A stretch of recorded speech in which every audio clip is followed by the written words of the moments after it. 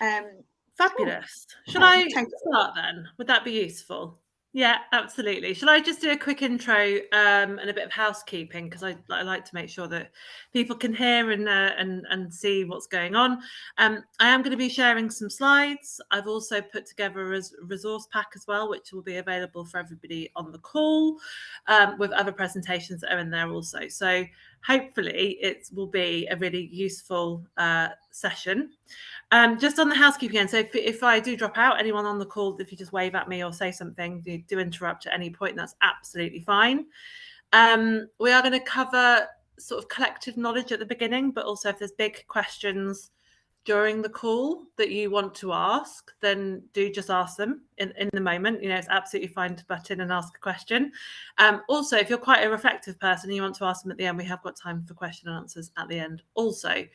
And for people who are not on the call and are watching the recording, either they can access me through an email address, or there is a link to loads of other resources where you might want to find information about this topic. So please do, you know, if this sparks your interest and you want to go and find something, do go off and find out, or come to me at any other point. So if I introduce myself, my name is Amber Merrick-Potter. I'm a creative producer and facilitator. I have worked within the creative and cultural sector for about 20 years regionally. I'm based in the Midlands. I have led various programs like Coventry City of Culture, Green Futures programme. I also did a huge piece of work at Compton Verney, if people know where that is. And I currently am the public engagement producer for the National Trust, and that's sitting in a central role. I also have a very specialist area of interest around nature connection, and I'm leading a piece of research and undertaking a Churchill Fellowship this year as well, looking exactly at how we culturally engage people within nature and climate crisis. So that is me. I'm going to share some slides in a minute, but it would be really helpful if you could both do a quick introduction of yourselves. So that would be just who you are, a little bit about what you do as an organisation or as an artist would be really, really helpful. And one question that you'd like to try and find an answer to today around either the climate crisis or producing within a climate crisis. Is that okay? I mean, either of you can go first. I don't mind. Go on, Hayley, you go first. Okay, thanks. Okay, I'm Hayley. I work for Spectra 3 days a week as creative lead. As a company, we're an arts company. We really focus on creating work with and by and for people who are possibly normally have barriers to taking part in arts and culture and creativity. Sometimes those roots in are we create gardens and play spaces. Sometimes those roots in are performance-based workshops, events, pop-ups. The kind of outcome is varying, but the process is similar. It's often co-design, well, very, very likely co-design, always collaborative, and always accessible and inclusive in the way that we work.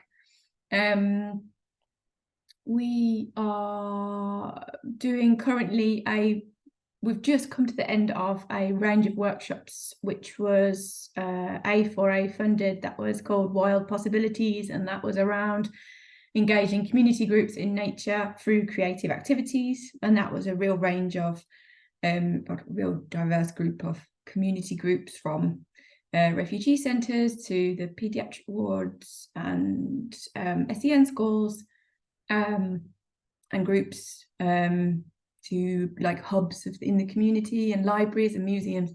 So we've kind of really hopped around the borough, seeing people and working with people and getting all their ideas and lots of their ideas on building a community space. And then we're just about to go into our next phase of the project, which is creating a community space to where people can gather and share and be creative and make things and do things, at the Midland Met Hospital, which is in Smethwick. So it's the new hospital that's opening. So we're really looking at what a community wants from a space, and how do you make it welcoming to the wide range of people. Yeah, that's where we are as a company. As a kind of personal side note, I've worked with quite a few kind of conservation charities, and I run a little, very small, tiny kind of community wildlife engagement type organisation in Stourbridge, where I live. So I have a kind of personal interest in just sharing this message and getting it out there, and getting people connecting with the wider issues, but in a way that is doesn't feel doomy. So my question is, how do we, going off the back of that, how do we convey the necessity for shifting and changing and really responding to this crisis as a crisis, but without going down the doom path? How do we make it hopeful? How do we make it like people can actually make a difference, and not just make people panic and shut down? So that would be my question. Amazing. I can't promise I can answer that question because it's very difficult, but it's something that's very key to how we go forwards. So I think it's trying to find that hope, and also trying to shift away from what can be a very difficult thing when you're told it's your personal responsibility. So hopefully we'll cover some of that in the presentation.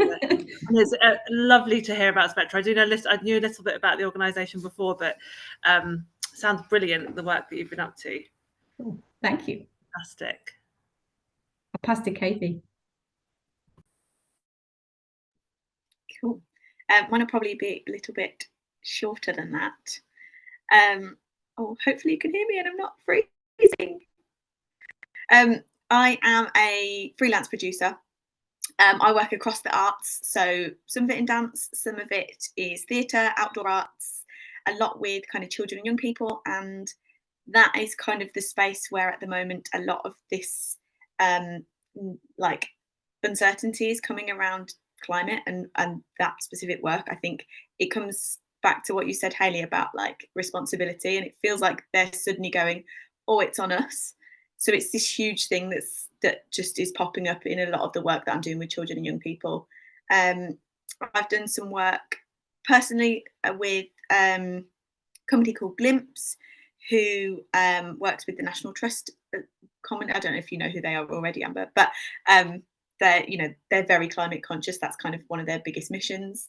And I worked with Orit recently on her bamboo project, which is really large scale, all about kind of climate, how we can work together to use sustainable materials differently, and then just personal investment, things like I only ever shop secondhand now. Like I think it's a really present thing that I'm just so conscious of, and everybody should be trying more.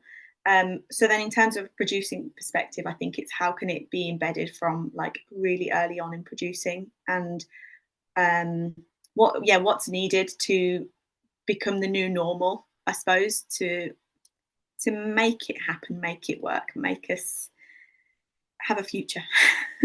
As existential as that sounds. Yeah. No, but it is, that it's a hard subject, but it's exceptionally important. It's the most vital thing. And again, really great to hear some of the people you've worked with there. And Glimpse are an incredible organisation, and a lot of the cultural work in Birmingham that I've seen sort of happen as well. It's really, really great to see. So what I have done and what we're going to go through is some slides, some toolkits, some ways of working, how to embed exactly that, how to embed this as a practice right from the beginning. Also, I'm really aware that both of you have quite a lot of experience having personal interest within the area, but also there is some much wider information that we'll share today as well for people who are not a part of that journey, who haven't considered it yet. Because actually what I find when I'm working with organisations and I come in, and some of these are quite big organisations, is that they don't have a green code. It isn't embedded. it is on a case-by-case basis. It is at the edge of the table. It's passionate people making passionate decisions about how we produce work. And actually, I think when we think about the cultural sector, there's things which can be mandated, there's things that can be changed, there's narratives that we should be leading with.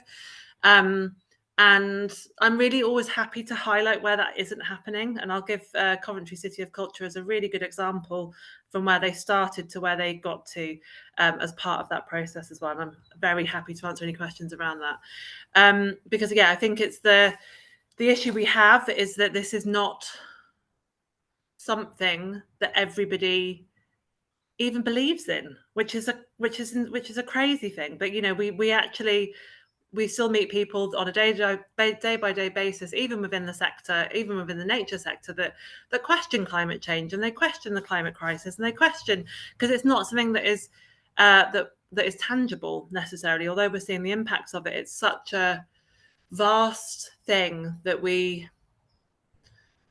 it can seem like we can't achieve, or we can't make those changes. So hopefully we're going to come from that point of cycling, which we're going to cover at the beginning, through to some points of what can we do now? How can we empower ourselves? How can we remain resilient? How can we work with people so that they can feel resilient and empowered to make their own decisions, but also not feel like it's their responsibility to change what is a huge thing and completely part of ecosystems that, you know, we don't have full control of. So I'm going to share my screen, which hopefully is going to take me to the right place. 1 second. So, hang on.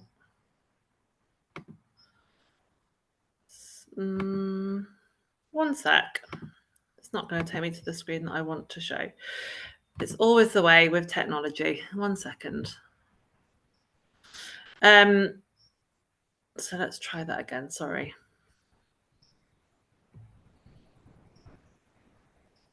We may get a double image just for a second because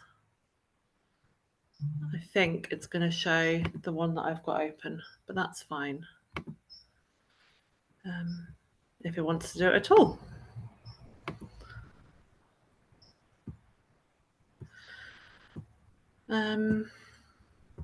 Sorry. Yeah. Can someone? I can't now see your faces, so if you just say yes, that would be great. Yeah. Great. So we're gonna. I am gonna put this into a slideshow so you can see. Can you just let me know that you can see the the screen, and that's your screen on Zoom? Brilliant. Thank you. That's fine. So we've covered some introductions, and we have covered some introductions, and we've also set out some of the goals of the things that we would like to know a bit more about. Actually, when we originally booked this session, I'd forgotten that it was Earth Day. And I just wanted to sort of open the sort of official part of this presentation with that just reminder of the fact that it's Earth Day, and that there's lots of people across the world taking the opportunity today to think about the planet, what it means to them. And Earth Day's campaign this year is actually about plastic production and trying to reduce plastic waste by 60%. So when we talk about things that we can do at the end, one of the things that is really easy is just removing plastic. It's a really simple thing that we can do, and there's some great models that we can see. So when we're thinking about production, there's some really easy wins that we can sort of lead into. But one of the things I wanted to do at the beginning was just to set that scene as well. So we are going to cover some of the sort of the facts about the climate crisis. We're going to cover some of the facts about nature and the biodiversity loss. So it's really important to cover those facts for many people, because it's not necessarily something that they think about every day. So I think about it every day. It's part of my current job. It's been part of every job that I've done. But it's really important to be able to share that in a really clear way, and to share the policies that are currently happening in this country and across the world, where we're trying, and really sort of highlight what we're trying to tackle. I believe it's important to cover those things because I think to find the solutions, we have to really look at the problems. And I think we have to really drill down into where we can make the most effective change as individuals, as organisations, and where we need to advocate and rally corporate organisations or powers to make those changes as well. Now, the reason that's important, and the reason the creative and cultural producing and curatorial work is really important within this, is that art will always be the method for us to make sense of the world.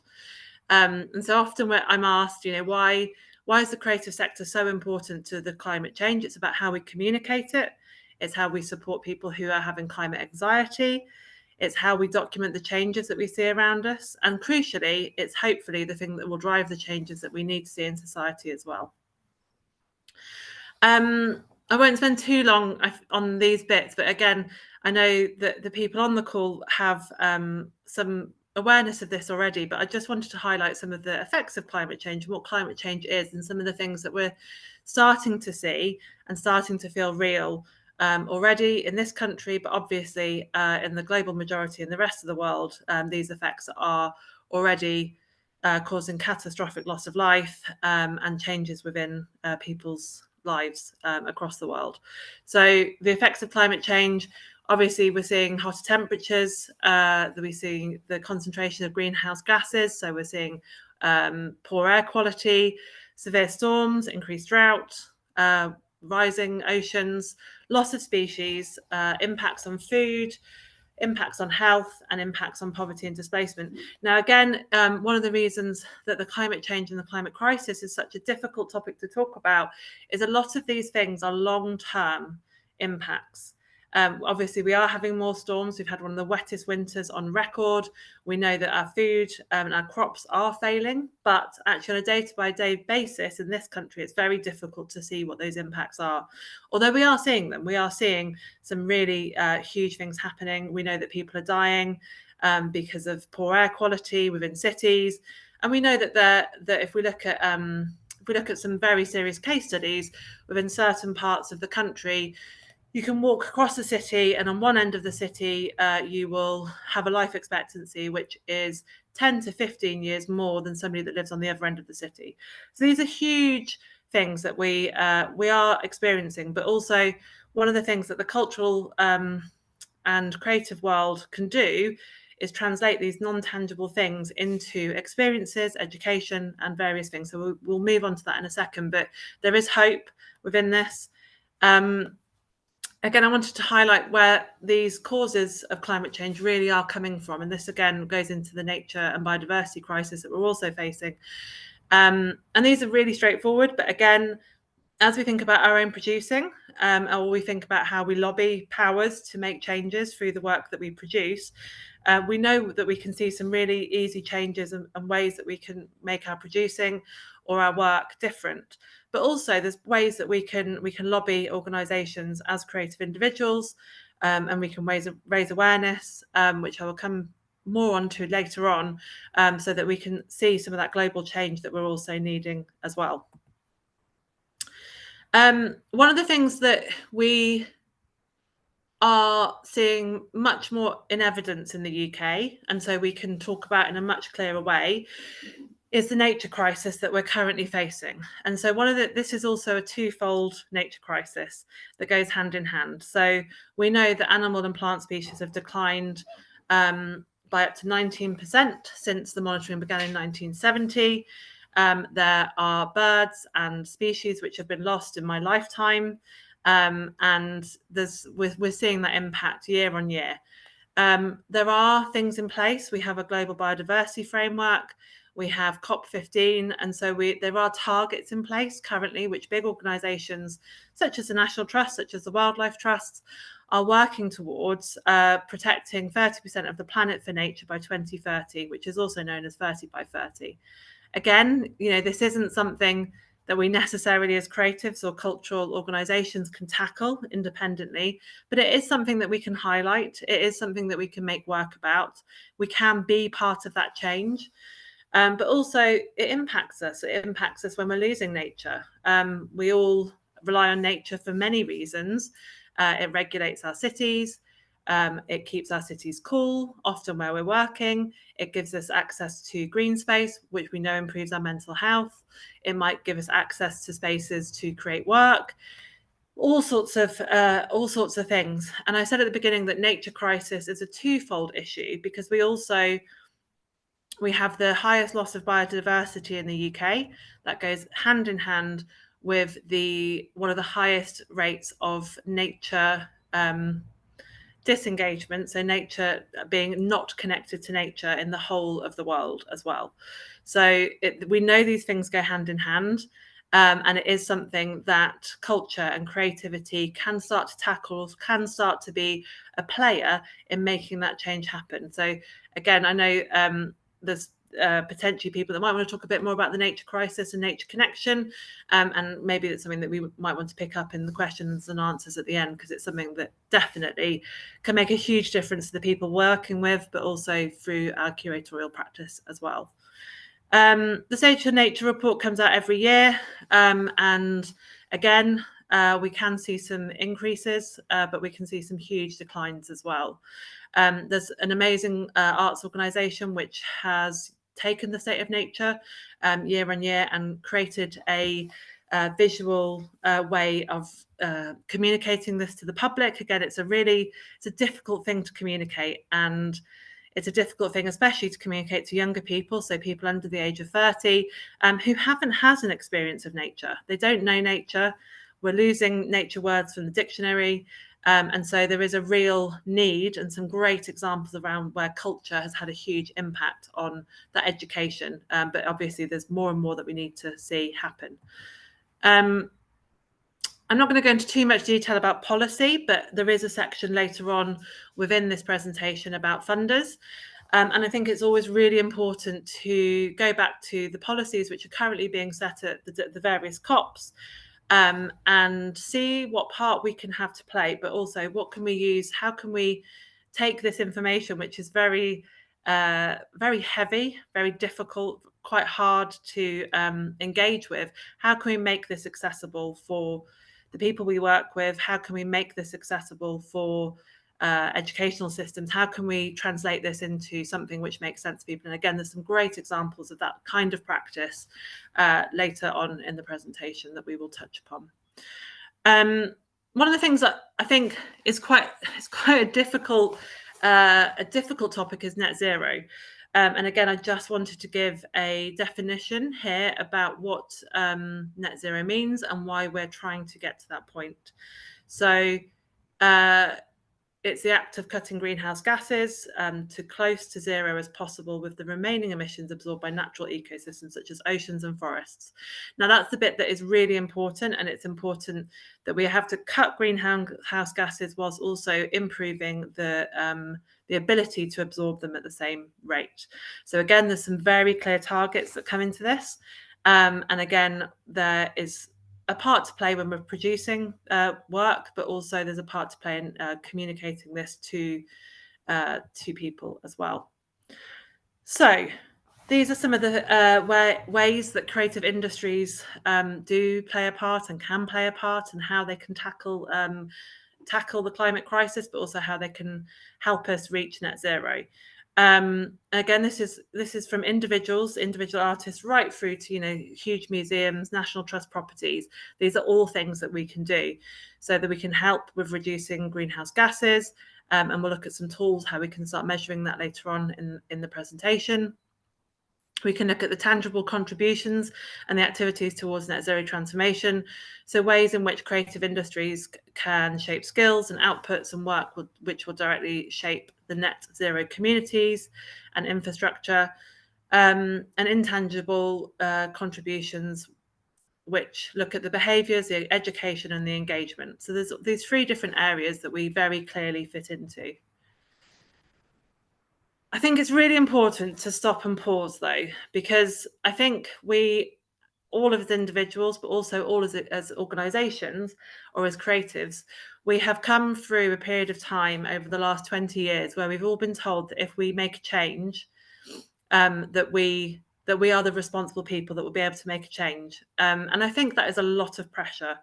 I think it's a lot of pressure on individuals. I think it's why we currently see a huge rise in climate anxiety amongst our young people. And I think it also is not just our fault. Our individual choices are important. And I think that's something that we can talk about. There is a change that we can all make. But over the last 10 to 20 years, individuals being told that the changes that they make would make the climate better is not the answer. We know that the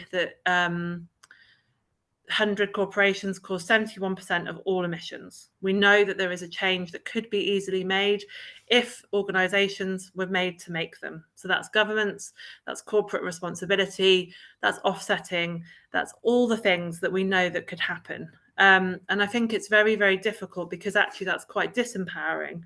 But there are definitely things that we can do to make a difference. So we can make work about this. We can make curate new pieces of work which focus on those and highlighting those corporations.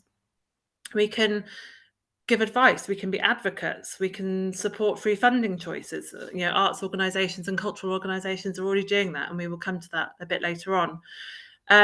We can make thematic efficacy so that we can support organisations that are making a huge difference.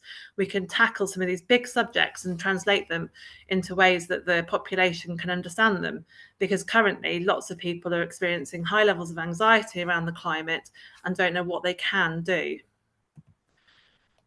As I said at the beginning, it's really important that the creative sector can make a difference, but that they don't feel that they're responsible for all of it. So culture is critical to the climate crisis. The cultural community is uniquely placed to inspire climate action and find the creative solutions we need. So there's two ways as well. It's also about, we can make our changes about how we run our buildings, how we produce, how we make positive choices around the things that we do and the things that we create. But then we also have a position where we can bring care and community and share through our cultural practices with people and with organisations the solutions that are also needed. Some of the models that are covered in the file that will be shared are thinking about how to be a good ancestor, the donut model and circular economies, creative climate tools. There's several green codes which are available to use, and measuring and offsetting. Now, I'm not going to go into huge detail on all of these during this session, because I think it's very much about finding the right one that's for your organisation or you as an artist, but they are all there for us to help make those decisions and embedding that practice right at the beginning of the work that we make. So I was going to start by sharing this video. Now, I'm hoping this is going to work. If one of you could let me know if it doesn't, if the sound doesn't come through, because I think this is about how we embed this practice right at the beginning of any work that we make. So I'm going to share the video now, and if it doesn't work, let me know and we can share it in the folder afterwards. The world. Salk's question, posed towards the end of his life, was this: are we being good ancestors? It's a question that first stops you, then searches you. Are we being good ancestors? For to be a good ancestor is quite different to being a good parent or grandparent. It means extending care to people you will never meet, decades, centuries, even millennia into the future. It is very hard to be a good ancestor, I think. We're not doing a good job of it as a species at present, as we lay down our future fossils and strata markers, radionuclides, plastic waste, mass defaunation.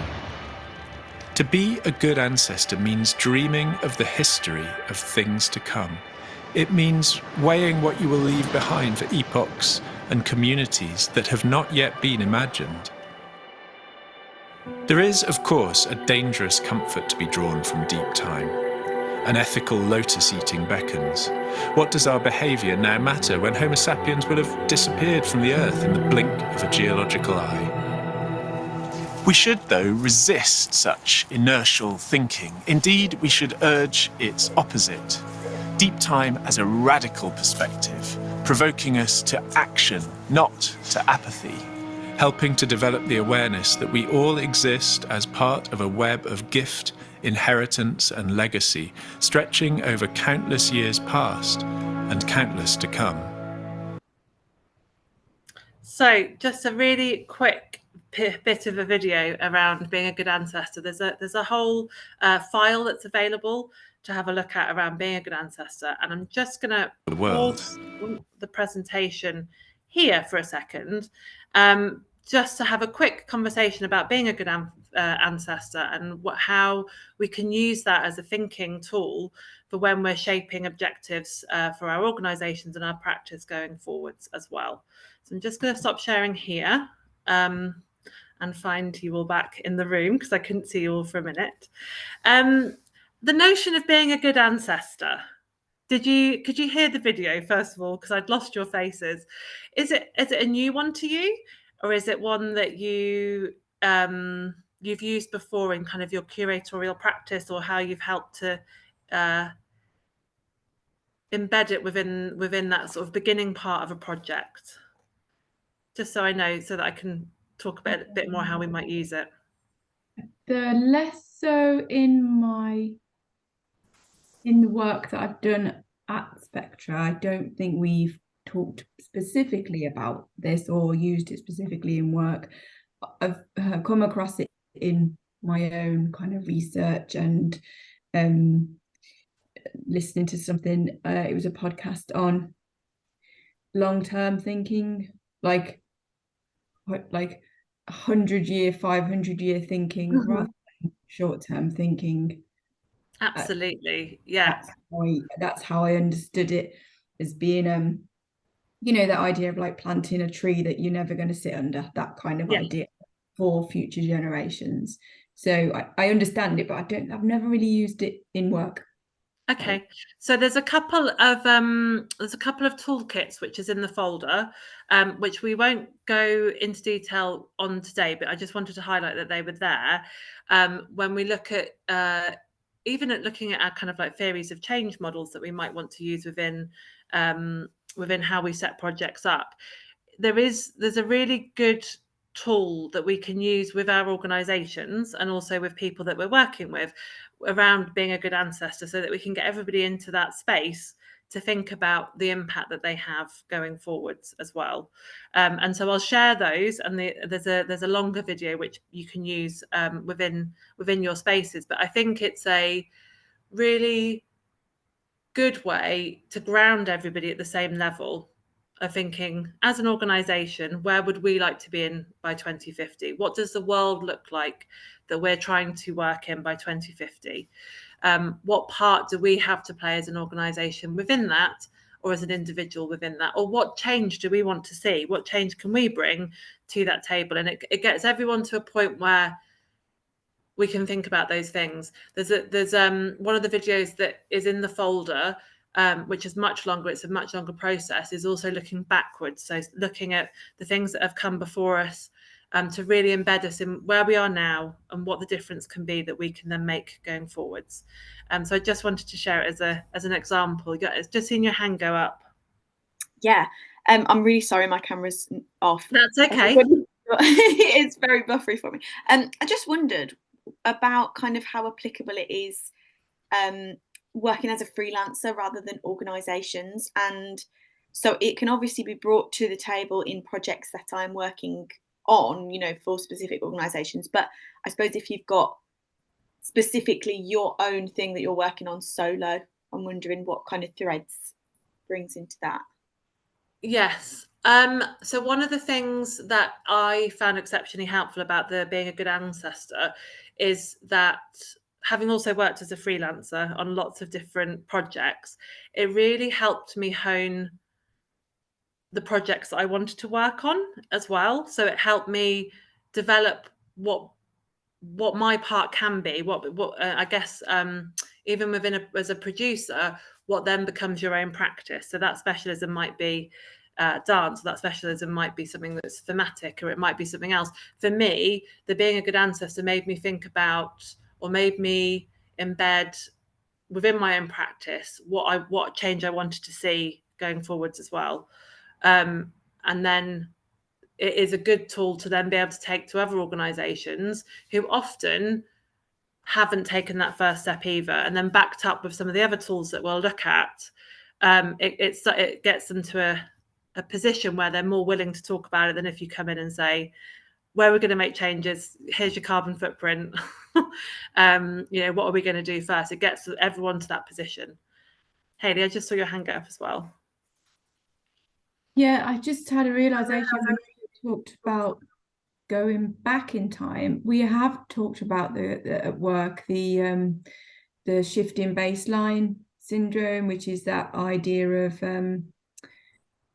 our view of nature and what nature is, and wildness and all of those things being vastly different to if you looked at it 100 years ago. So we kind of look at a wild space or a nature space and go, oh, it feels really, abundant and kind of alive and wild. But if you'd have had those spaces 100 years ago or 200 years ago or even longer, that our view of those wild spaces in nature would have been so there would have been so much more noise, or so much more kind of like biodiversity that would have been tangible, whereas that's what shifts for us, but we don't know it's shifted because we don't know what we don't know. Does that make sense? Absolutely. I think it's a really useful tool to do that, and to ground yourself in what's come before you and what's going to come after. And I think in the toolkit that I've shared within the folder, there is a really beautiful image about if we are a pea, if the current people alive on the planet is the size of a pea, and the people that are going to come after us is the size of a watermelon. So it's thinking about all the people that have lived so far. Actually, there's a future that is so much bigger than anything that we can have. And again, it's very difficult to find your own agency within that, but I think also it helps you think about yourself as an ancestor. So what do you then pass on? I'm always really reluctant to bring this back down to the personal things that we might need to give up, but it does help us to ground ourselves in the change that we can also make as well. Katie, I'm going to go. Was there anything else you wanted to add to this bit, or are you happy for me to go back to the presentation and we'll move on to some of the toolkits?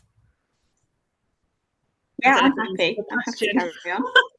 I don't know if I answered your question, but it might be that at the end we wrap up all of them together, and it then kind of helps us to shape some of the decisions that we make as individual producers, as well as working with organisations as well. Is that okay? Yeah. I think it's a thing to just mull over, isn't it? As you move through and your brain kind of thinks about how it can be applied to you in your own practice. Everyone's different, regardless of it's organisation, freelance, whatever. So yeah, let's carry on, and I'm sure things will emerge as well. But it was really amazing.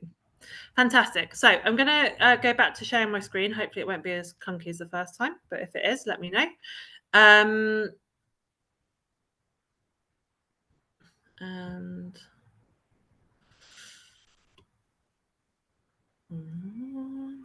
we should now be with the Go Green with the donut toolkit.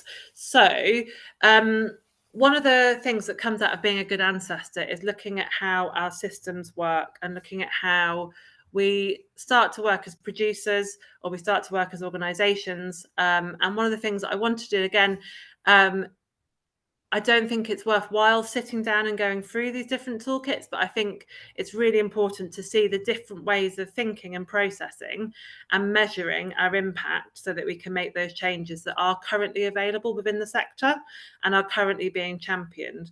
And again, I'm going to come to some very clear examples in a second about the different ways of working. So this is the Donut Toolkit, which has been developed by Outdoor Arts UK. There's a presentation in the file on exactly this toolkit and how it works. One of the things I really like about the donut toolkit, and also if you know about the donut economy, is about that ecosystem way of thinking. So about the impact that we all have, and also the closed loop systems that we can work within. It's a really simple toolkit. I'm just going to give you a little view of how it works. And as I said, there's a presentation in the folder that you can have a look at. Open Arts, Outdoor Arts also has their own load of resources about this. But again, it's a really good one that actually works for individuals, but also works for organisational level change also. It highlights some areas that need to be used. So you'll see the greens and the yellows and the reds. It's a sort of ragged system where you can work out the areas that you can make the most impact, basically, where you might need to do the most research, make the most investment. And again, it's a really good tool, even as an individual artist, to use to work those things out. There's some live links here, which you'll be able to use when I share the presentation with you. And again, I've linked in articles and various bits of reading that you might want to make. Another tool about making change is, and again, I know I've sort of jumped from being a good ancestor to what some of the tools are that are currently there, and hopefully the next bit of it will make sense of kind of what those steps are. Is looking at the creative climate tools, which also ties into the Arts Council funding model. So this is from Julie's Bicycle, who are the environmental, cultural, creative leads for the country. For the UK. And again, this gives lots of information about the different tools that we can use, either as organisations, as organisations as large as the National Trust or some of the large theatres, right down to individual projects and a project by project specific way of working as well. This is more of a dashboard. It's a very different kind of approach. It does kind of tie into the Arts Council way of funding, if you're very familiar with how Grantium used to look. But it does mean that you can measure your carbon impact right from an individual project through to a multi-project for an organisation. And again, I think we all can and should be making these sorts of changes. We should know the impact of the work that we're producing when we're making them. And there's, as I said, there's the practical things around producing that we can make those differences, whether or not we're an organisation that's being led around climate, and obviously also thematically we can be advocates and become educational. But this is kind of the absolute basis that we're expecting for all cultural organisations. In fact, all organisations should know what their impact is around carbon and the different things that they can make, the changes they can make. One of the ones that I wanted to talk about in a little bit more detail was one that I had very much lived experience of. So this is a green code. This was put together by Cambay Events, who run Shambhala. And again, I'm going to give that as an example a little bit later on. But this was particularly developed for Coventry City of Culture. So I was a producer for the Green Futures programme on that. And these are some really simple tick lists that I think as a basis for looking at really good practice as an artist, as a community of producers, either venues or as organisations. These are the kind of the absolute basis of what we are expecting people to be able to measure and do. These are really, really great examples. These don't exist anywhere else. These weren't available. These were available to organisations that were part of Coventry City of Culture. But these aren't available online anymore. So these are things that I've spoken to Cambay about, and they definitely can be used by other organisations going forwards. They were made for the region, and they were set up alongside a series of workshops, facilitated sessions, and other activities. I hinted at the beginning about the journey that City of Culture went on. As an organisation, I was a producer in Coventry. Coventry is my home city, and I've worked there for over 20 years. So I've been part of that process right from the beginning. Now, it's a very simple thing that at the beginning of City of Culture, Coventry City of Culture, as a bid, when they won the bid, had no green element to it at all. There was not a green pathway. There wasn't a thematic approach to it. There wasn't funding that was particularly tied into a Green Futures programme. And right at the beginning, when they originally set up Coventry City of Culture, so there was none of that funding that was there. But also they made, as many organisations do, the reason I'm highlighting it is because I think it's a simple thing that we can all do and change. I remember attending a session with lots of artists from the region, and they'd provided bottles and bottles of water, plastic bottles of water, to everybody in the room because it was a really hot day. And it's a really simple thing. And as it's Earth Day, I think it's a really important message to send out, is that as an organisation, we can make those differences and make those changes happen. Coventry City of Culture did. I don't think they got it right entirely, but they did go on to have a whole Green Futures programme where they had £3 million worth of investment directly into engaging people with green spaces across the city, green ways of working, developing green codes for cultural use. And so you can see from where it was kind of a side of the table, not even thought about how sustainable or having a green message through any of the programming. It actually became the main strand of programming for Coventry City of Culture Year, and it also went on to serve as the legacy. So it was a long journey, but also one of the reasons that happened was because they used a theory of change model, and they looked at being a good ancestor. So what was the change that was needed in the city? Looking at exactly that, theories of change, co-curational models, and actually one of the hugest things that needed to happen for Coventry was access to green space, understanding of environment, nature, bringing nature to people's doorsteps. And so that's why they received the funding that they did to produce that work. But yeah, these are great examples of codes. They're really great tick lists, and they're available free for you to use for various activities that you might want to do. I gave the example of Shambhala. So to create those green codes, we worked with Shambhala. Now they have been leading the way really from the creative and cultural sector for many years about reducing their impact on the planet. Again, there's videos and interviews and various other tools and resources that are in the pack that I've put together about Shambhala and Cambay events and how they've brought that together. But they were one of the first organisations to lead with banning a bottle. They're one of the first ones to really tackle audience travel. And again, they thematically approach it in really interesting ways as well. So they have educational sessions on all of these things. They have sessions on climate anxiety, but they also absolutely walk the walk when it comes down to the work that they do around sustainability and reducing their climate and carbon impact as well. There are, again, many different ways of measuring our impact, looking at offsetting and making our changes. Again, there's lots of different tools for lots of different settings and different organisations that we can use.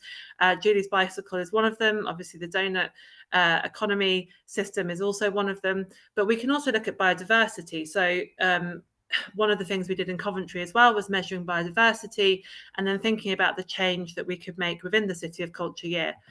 So some of that funding went obviously through cultural and creative programming, but also some of it went to distributing wildflower seeds across the city. So the map on the left is where all the wildflower seeds were distributed. And we managed to create 10,000 square metres of new pollinator pathways across the city. And so it's just an example of, it wasn't about offsetting, this was about community engagement. They were designed, there was a creative and cultural opportunity that led to those seeds going out. But again, it's about making positive choices around biodiversity and climate change. That money could have been used in a completely different way, but we chose that it would have the most impact used in that way. So I wanted to just share it as an example within cultural programming. One of the other things, and you probably are quite aware of Highly Sprung as an organisation, as a dance organisation, but Castaway, and again, there's a brilliant video here from one of their performances for the City of Culture Year. They were an organisation that we worked with, and again, this was a theory of change model that they used, working with co-curational opportunities within the city, working across partner. And again, this is really key to good practice, is working with other organisations who have that knowledge and skills. So they work with the Wildlife Trust, they work with the Canal and River Trust to bring together a beautiful piece of work about pollution, plastic pollution within the canal systems and waterways. And we did a lot of research and evaluation from the end of this, at the end of this project, to see about how people felt and how was their opinion different after they'd seen the performance. Was the message share, did they understand about plastic pollution and the part that people could have to play. There was also a huge piece of work with young people as well, around their understanding of the water systems and about reusing plastics and various other things. So it's a really beautiful video, which I won't share now just because of time, but I wanted people to see it as a really good example, sort of right from the beginning all the way right through to the end. So the way it was produced, the way it was measured around its carbon impact, we made sure people had active travel to it. Obviously, thematically, it approached through that co-production model quite a huge issue in the UK. But also, Highly Sprung as an organisation are not completely focused on the environment. This is not all they do. So as a standalone piece of work for an organisation whose primarily focus is not on the climate change or on nature, it was a really incredible piece of work which reached lots of different people. It's going to want to play. But the next one I wanted to show quickly is a really good example was Our Wilder Family. And again, this started off with the Are You a Good Ancestor moment. This was cross production with various different organisations, again working with the Wildlife Trust, working with all the schools in the city, to bring together a drone show which was called Our Wilder Family. So again, it was we limited access for people travelling in, so people weren't using cars. We had active travel. Again, we were using things like our green code toolkits to make sure this was a green production as much as it could be. And it was a piece of work which spoke about the nature and wildlife within the city. It was designed by school children. It was a very long process. The actual piece at the end was a few minutes of a beautiful drone show. But we managed to get 30,000 people in a field in Coventry, which, again, is not something that is an easy feat. And I'm just going to show the video because it is very beautiful and hopefully it will work.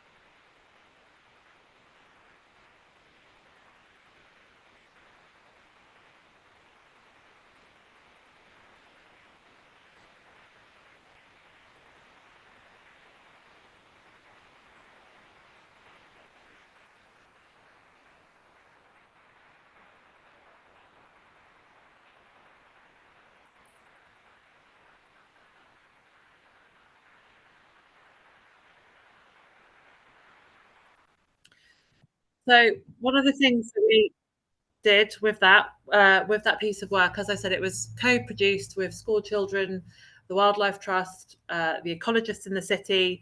It had a huge amount of workshops that went behind it, but ended up as obviously a very big mass public art moment. Some of the other choices we made around production, and as I said, this can happen at a very simple, intimate end of production right through to a big piece like this, is we went to an organisation called Celestial Drones. We knew that they would offset any of the carbon that they created through their work. They used solar-powered drone batteries where they could. So again, there's a huge evaluation that you can look at around this piece of work to give those examples.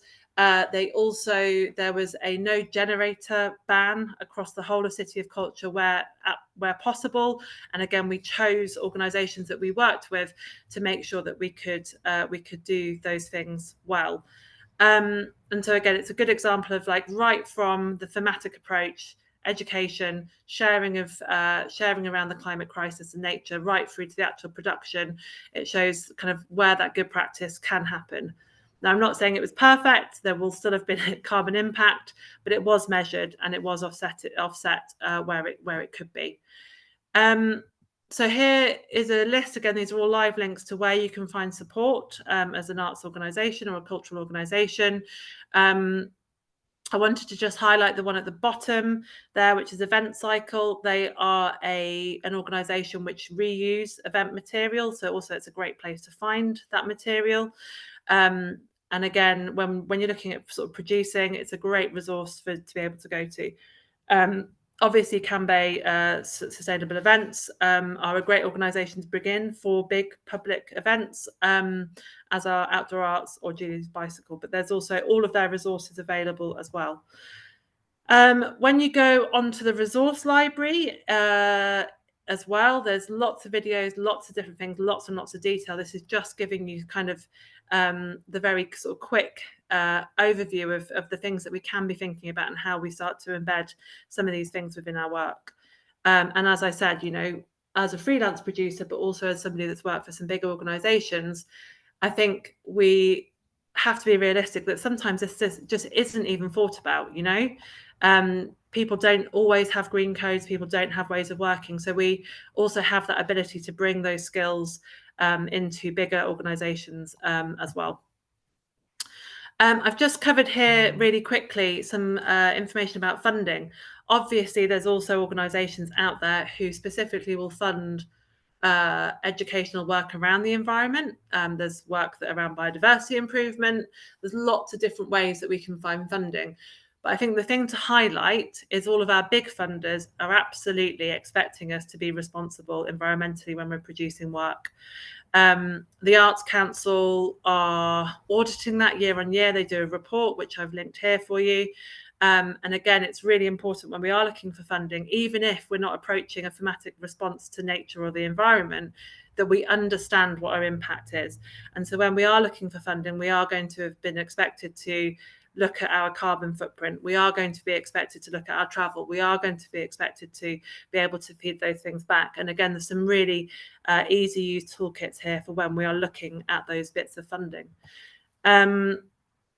So I just wanted to highlight some of the principles that they absolutely want to see within Arts Council applications, so that we are collecting, reporting, interpreting our own data, environmental data. And again, that can be somebody within an organisation, but also I think everybody should be able to understand that what their impact is, and have a basic level of calculations about what the carbon footprint is as an organisation, or if it's a one-off piece, what that impact might have. Data beyond our carbon footprint, so such as audience and programme data. Are people travelling? Are we creating lots of digital data that also has a carbon footprint? I was going to share the carbon footprint of an email, but it is one of the most depressing things that I've ever seen. But again, there are very small changes that we can make as people that just don't send as many emails. It does have a carbon impact. Something that we do every single day is bringing up those impacts already. How we utilise data to inform our decision making and sharing our data with key stakeholders and audiences. I'm also just going to share the National Lottery Heritage Fund, and again, they want every thing that they fund to limit any potential damage to the environment, and they want it to make a positive impact on the environment, and particularly for nature. Now, again, there's a big change with how the Heritage Lottery Fund funds, in the sense that they are funding much more cultural organisations to do that environmental efficacy and advocacy work. And again, so any work that's done, we need to see that there is that direct improvement for the environment, as much as limiting any of the environmental damage also. The one thing, and again, because it is Earth Day, that I wanted to share is that being more Shambhala in our approaches can give some huge results. So is it that we just ban plastic bottles at every event that we have? Is it that when we hold interviews, we don't have plastic bottles available? Is it that we stop we don't go to places if we're a theatre organisation to a theatre that gives out disposable coffee cups? You know, we can make some of those choices that are exceptionally simple. It isn't our responsibility to change the world, but we can lead by good example within the creative sector. So I think the two things to sort of take away is being more Shambhala about an approach to something, but also how we think about being a good advocate and a good ancestor, and how we embed that within our practice are the sort of the two key ends of the process that I think is really important. I wanted to give this as an example as well. So there are many organisations who are out there supporting young people, supporting parents, supporting people to work through their climate anxieties. And it's an exceptionally real thing. It's very weighty information that we've gone through today. I really encourage you to look through the list that I've shared if there is something that you want to explore, you want some support with around climate anxiety. But also it's about forming networks, bringing people together, trying to find energy and keeping ourselves resilient so that we can continue to share this message. One of the projects that I worked on, I think I mentioned right at the beginning, was a project called The Clearing, which did just that. And I know lots of people who either on the call or are hopefully watching the recording will know Compton Verney as an art gallery in the Midlands. It was quite a traditional art gallery, and through an incredible vision of the curator Penny Sexton, took on this piece of work. So this sat as a space where people could come together to talk about their fears for the future. It was called The Clearing. It was developed by Tom James and Alex Hartley, and I worked as a producer on this. Again, as a freelance producer, I came in. But what they did within this space was they created space, they created community where people could come together and they could talk about their fears, about some of their challenges, and so many projects were developed in this space, which are still taking place today or still going on to have impact across the sector. I just wanted to leave the presentation on this point. We're going to have a question and answer session and a bit of a discussion in a minute. And I know it's really important to lean into the hope. And so I wanted to just share this poem by Wendell Berry, which is about the despair for the world, but also about that hope at the end. I won't read it, but it is there for you to read, and please do share it with people, because again, it's about the despair. It's the thing that wakes us in the night, and then us finding some time and some respite or some time in nature to then find our solutions and take them back out into the world. And that's all we can do as individuals. That's all we can do as creative practitioners, producers. That's all we can ask of our organisations. And yeah, on Earth Day, it's a lovely message to be able to share. I'm going to go back to the room so we can do some questions and answers, and we can pick up some of the things that we've discussed. And if you have any questions and you're watching the recording, please do send me an email and I will happily follow up. But hopefully the resource pack that I've put together should have something for everybody that they'll be able to take away, that will hopefully give them an idea of where to start. You know, it's not the full answer, but where to start, what toolkits are there, and who else they could go to for a resource if they wanted to. So I'm back in the room. Before we carry on, I just want to check, do you want to have this bit not recorded, or do you want to keep the recording going just in case, Hayley, you need any more personal or serious questions answered? Up to you. I just want to make sure you've got the option. We could summarise them. If something, I don't mind taking a few notes. It might be easier for us to talk without it being recorded. But I could make some notes if there's some big questions, if that works, and then we could answer them in that, and I could share it there. If that should we do that? Yeah. Lovely stuff.